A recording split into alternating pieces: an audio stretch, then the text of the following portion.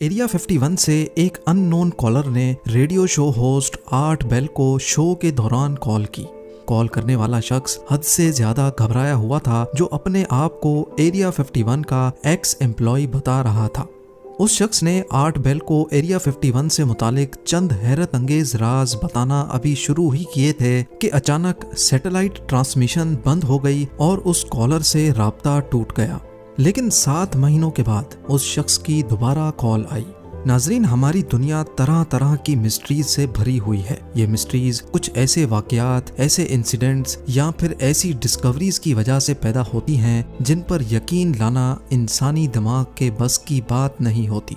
और यही वजह है कि आज तक इन मिस्ट्रीज का कोई सॉल्यूशन नहीं निकाला जा सका। आज हम 5 ऐसी ही मिस्ट्रीज के बारे में जानेंगे जिनको आज तक सुलझाया नहीं जा सका। नंबर 5, यूएस स्टेट नेवाडा में 7,500 स्क्वायर किलोमीटर का एक ऐसा टॉप सीक्रेट एरिया है जिसको एरिया 51 कहा जाता है। यहाँ अमेरिका की एक एयरफोर्स बेस है जहाँ पर यूएस मिलिट्री के कई राज छुपे हुए हैं और इसी वजह से इस पूरे इलाके के आसपास भटकना भी इल्लीगल है। जिन लोगों को यहाँ किसी काम के लिए लाना होता है तो पहले उनकी टॉप लेवल पे सिक्योरिटी क्लियरेंस की जाती है और उसके बाद उनको लॉस वेगस से एक स्पेशल जहाज में बिठा कर लाया जाता है और इस जहाज की खिड़कियों से बाहर कुछ नजर नहीं आता।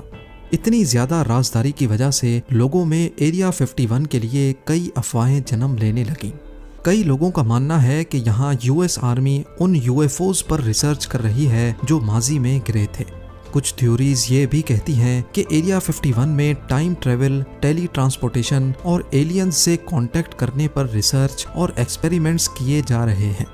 हत्ता कि कुछ लोगों का तो ये भी ख्याल है कि 1969 में चांद पर लैंडिंग की शूटिंग एरिया 51 में ही की गई थी।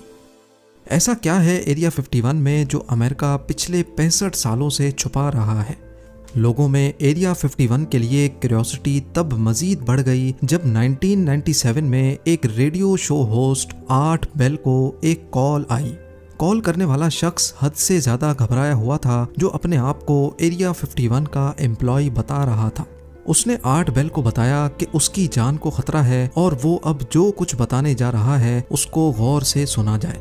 उसने बताया कि अमेरिकन गवर्नमेंट हमारी दुनिया को बदलने जा रही है जिसमें हम आज रहते हैं।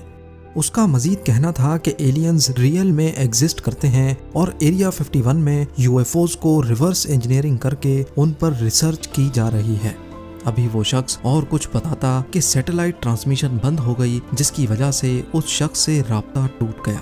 7 महीनों के बाद उस शख्स ने दोबारा आर्ट बेल को रेडियो शो के दौरान कॉल की और बताया कि पिछली वाली कॉल फेक थी और उसने एक मजाक किया था। लेकिन अगर पिछली वाली कॉल फेक थी तो वो इतना घबराया हुआ क्यों था, और अगर ये सच नहीं था तो ठीक उसी वक्त सैटेलाइट क्यों बंद हुई थी? ये स्ट्रेंज कॉल अभी तक एक मिस्ट्री बनी हुई है जिसने एरिया 51 से मुतालिक कई सवालात छोड़ दिए हैं। नंबर 4, ये बात है साल 2003 की, जब चिली के एटाकामा डेजर्ट से सिर्फ 6 इंच लंबा एक हाथ की साइज जितना ढांचा मिला था। ये ढांचा एटाकामा डेजर्ट की एक वीरान बस्ती में सफेद कपड़े में लिपटा हुआ पाया गया। क्योंकि ये सिर्फ 6 इंच का था और इसकी शक्ल इंसानों से काफी हटकर थी, इसी वजह से ये समझा जाने लगा कि ये ढांचा किसी ऐसे एलियन का है जो अर्थ पर आकर वापस नहीं लौट पाया।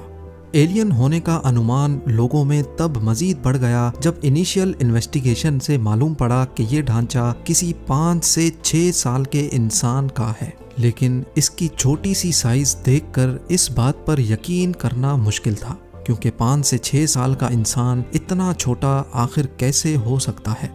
ढांचा जिसकी तमाम हड्डियां साबित और एक दूसरे से जुड़ी हुई थी और हत्ता के इसके दांत भी जुड़े हुए थे, इसको अगले कई सालों तक एलियन ही समझा जाने लगा।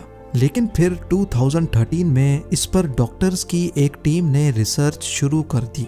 डीएनए सैंपल्स और हड्डियों के कई सैंपल्स लेने के बाद मालूम पड़ा कि ये ढांचा करीब 40 साल पुराना है और ये किसी एलियन का नहीं बल्कि ये इंसान का ही ढांचा है, जो शायद अपने पैदा होने से पहले ही किसी वजह से मर गया था। लेकिन इसकी उम्र 6 साल के इंसान जितनी कैसे हो गई, ये अभी तक एक मिस्ट्री है। नंबर 3, न्यू गिनी आइलैंड्स के जंगलात में एक नहीं 4 मर्तबा अलग अलग जगहों पर एक अजीब जानवर नुमा मखलूक को देखा गया जो किसी डायनासोर जैसा लगता था। इंडिपेंडेंट न्यूज़पेपर PNG की खबर के मुताबिक दिसंबर 11, 1999 को लेक मर्री में कुछ कश्ती सवारों ने एक देव नुमा जानवर को लेक में चलते हुए देखा जिसको उन्होंने डायनासोर जैसा बयान किया। उसके अगले ही दिन एक चर्च के पादरी ने अपने एक साथी के साथ जंगल में वैसा ही एक जानवर देखा। उन्होंने बताया कि वो इतना बड़ा था जितना बड़ा एक डंप ट्रक होता है और वो अपनी दोनों टांगों पे खड़ा होकर दरख्त के पत्ते खा रहा था। उसकी टांगें नारियल के दरख्त जितनी मोटी और उसके दांत इंसान की उंगलियों जितने बड़े थे। इन दोनों वाकयात पर किसी ने ज्यादा ध्यान नहीं दिया, लेकिन फिर 5 सालों के बाद वही सेम जानवर न्यू गिनी के ईस्टर्न आइलैंड पे देखा गया।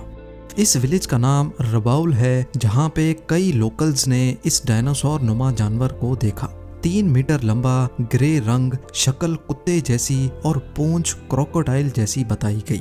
इस खबर ने कई न्यूज एजेंसीज को रिपोर्ट करने पर मजबूर कर दिया और साथ ही गवर्नमेंट ने भी एक सर्च पार्टी बना डाली। गांव वालों का कहना था कि हमने इतना बड़ा और ऐसा अजीब जानवर पहले कभी नहीं देखा, इसी वजह से हमने भागकर अपनी जान बचाई।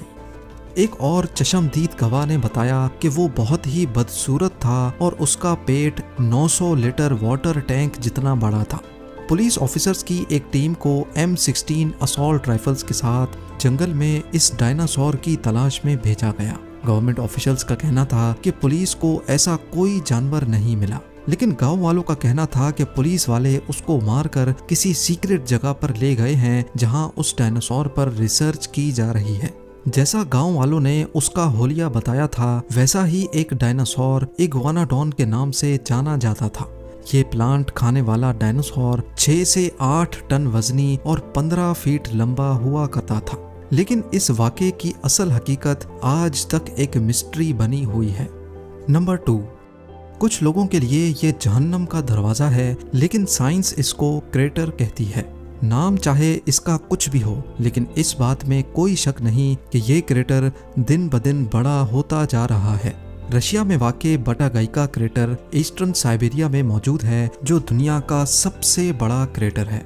इसकी खास बात यह है कि ये हर साल 30 मीटर तक अपने आप बड़ा हो जाता है। फिलवक्त इसकी लंबाई 1 किलोमीटर और गहराई 282 फीट है, लेकिन सैटेलाइट इमेज के जरिए ये देखा गया कि 1991 में ये आधे किलोमीटर जितना लंबा था और उसके बाद बढ़ते बढ़ते 2018 में इसकी लंबाई 0.65 किलोमीटर या फिर 650 मीटर्स तक रिकॉर्ड की गई। लोकल्स का मानना है कि इस क्रेटर के अंदर से अजीब अजीब आवाजें सुनाई देती हैं, जैसा कि कुछ गलत होने वाला है, और इसी वजह से इसका नाम जहन्नम का दरवाज़ा या फिर डोर टू हेल रख दिया गया है। लेकिन साइंसदानों का मानना है कि ग्लोबल वार्मिंग की वजह से अर्थ का ये हिस्सा मेल्ट हो रहा है, जो पिछले लाखों सालों से फ्रोजन कंडीशन में था। पर आज भी इस क्रेटर को बड़ी खौफ की निगाहों से देखा जाता है। और अब नंबर 1, 1920 में एक कमर्शियल जहाज पेरू के ऊपर से गुजर रहा था, तभी पायलट ने जमीन पर अजीबो गरीब फिगर्स बनी हुई देखी। ये फिगर्स जमीन के इतने बड़े एरिया पर फैली हुई हैं कि जमीन पर रहकर इनका अंदाजा लगाना नामुमकिन है। नेज़का लाइंस के नाम से पहचानी जाने वाली ये फिगर्स पेरू में 200 मील के एरिया पर फैली हुई हैं। कुछ पहाड़ों के ऊपर बनी हैं तो कुछ को फ्लैट सरफेस पे देखा जा सकता है। जियोमेट्रिक शेप से लेकर यहाँ जानवरों और परिंदों के स्केचेस भी देखने को मिलते हैं, जिनमें से कई फुटबॉल फील्ड्स जितने बड़े हैं। अभी तक टोटल 24 शेप्स इस एरिया से ढूंढी जा चुकी हैं और शायद कई अभी तक हमारी नज़रों से ओझल हैं। आर्कियोलॉजिस्ट्स का मानना है कि इनमें से कई स्केचेस को 2 से 2,500 साल पहले बनाया गया था, लेकिन इनको बनाने का मकसद क्या था ये अभी तक किसी को भी सही से मालूम नहीं है। और हैरान करने वाली बात तो ये है कि इतने पुराने स्केचेस आज तक नहीं मिट पाए।